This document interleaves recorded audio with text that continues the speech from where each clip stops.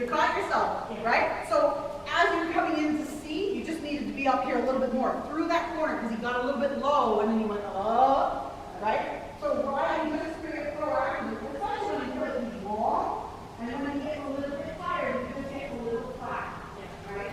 You just keep his shoulders up. Power will come with that. You're not going to have to chase his force, but you do have to battle it. Does that make sense? Yeah. He's describing ocean liner, right? If you just keep this, he can make it through the waves. Right. If you dive the front end of the boat and then you put the motor on, what happens? Yeah. Right?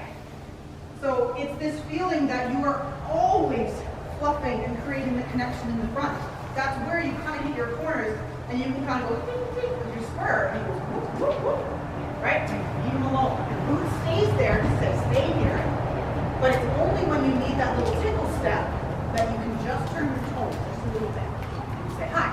Right? But if we use it regularly, or if we get our leg too far back regularly, there's nowhere for you to go to ask for more gear. So no matter what you're doing, unless hands are transition, or like a haunted in, your boot is here on both sides.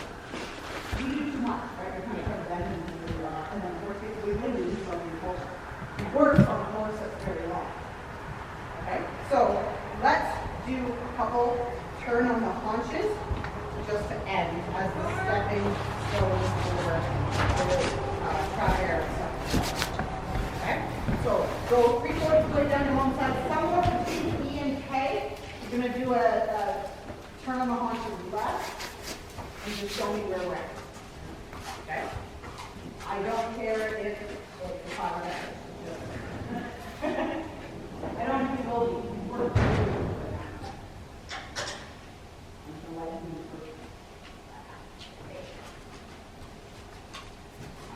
okay, so we need to gather the walk a little bit so you collect for a couple steps.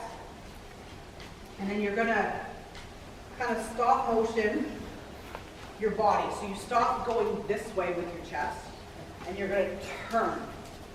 Okay? So you know, like a cowboy around the barrel a little bit. How many of you saw how to say that? But you need to feel, and you need to gather the walk a little more. It's just too big, so you turn this whole wide. So you kind of have to collect them on the spot, not right on the spot. But I want you to think about spring loading the hind end a little bit. So left rein, the next rein, gather him in front of you. And then you're going to turn him around his inside hind. Yeah, better, except you just need to keep it straight a little bit. So again, you just sort of rock the leg all the way back and then kind of sits against it, right? So you have to kind of push, your hands have to come here and then push this way a little bit. Because you're like, oh, I need to push your shoulders to you. So you can close this to activate that. You close this to activate that. Right? So if you cut you off the knee, this is your front end, that's your right. Okay? So when I want to turn him, it's my upper leg.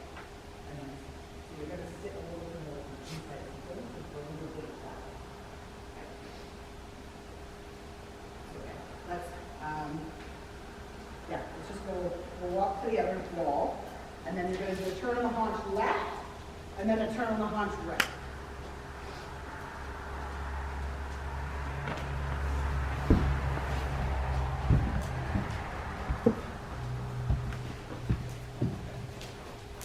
So, as we approach the turn on the haunch, we're kind of getting these middle mirrors, and then we're going to collect that walk on the straight walk.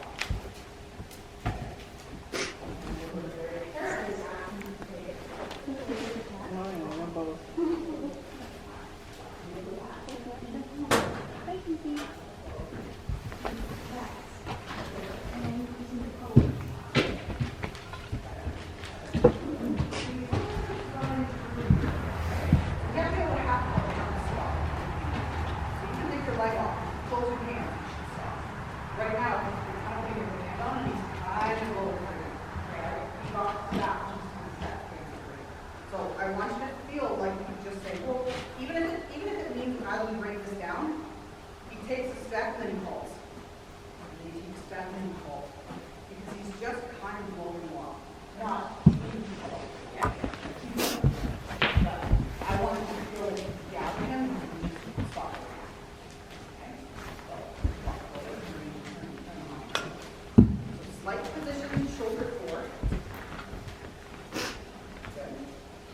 him down a little bit. Raise the right hand, and now move your whole body around to the inside. So you're kind of over his right, yeah, over his right elbow. Good, better, better, and then come back along. So just for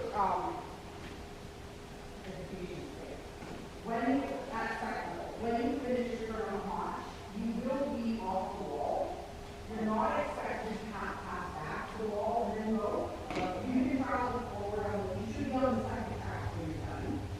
Right? You kind of just travel forward and then you just like walk back. Okay? So you don't have to overcorrect because everybody's going to do the walk right. Okay?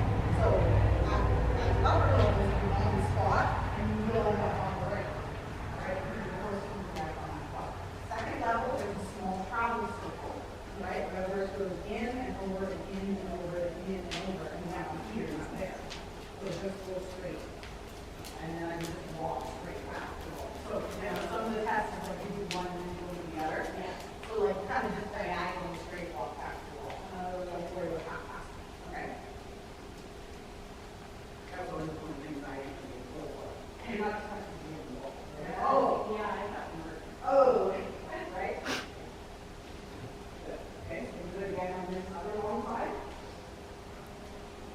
So you need to move and again, it's really long. You have to collect, you have to move faster around the circle.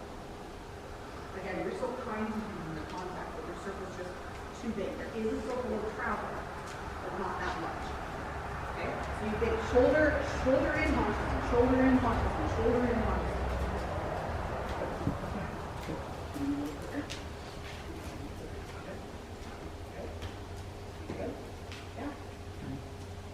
So now, with a little bit more supplement, allow your hands to move a little bit more, asking to stay a little more under the back in contact, so you don't just pull down and turn. There's still that supplement, there's still a little bit of lift in the front of me, right? So just so you can stay a little bit softer in the neck. That was a better idea. Right? A little more. Right. So keep him just gently left to the right. Don't walk your hand down the splitter.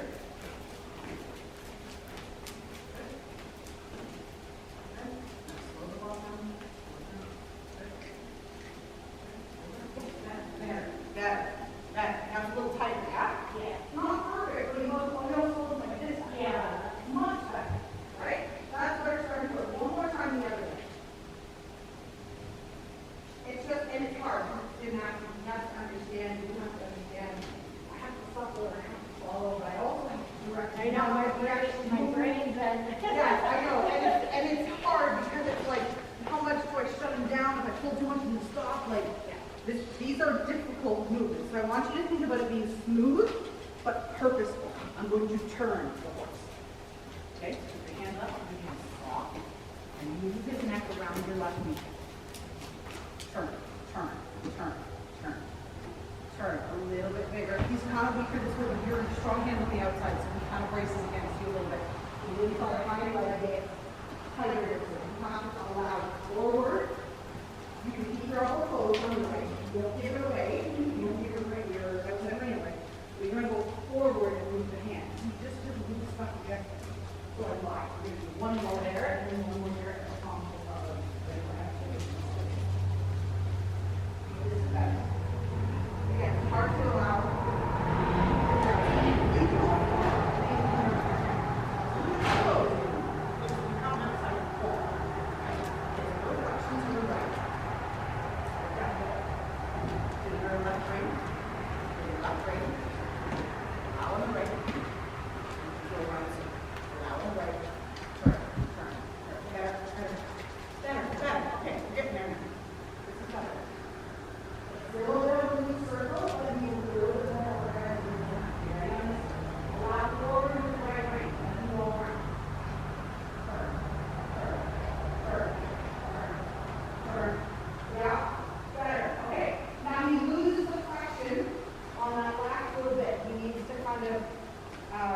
Carry himself a little less like this, a little straighter in the neck, but back more.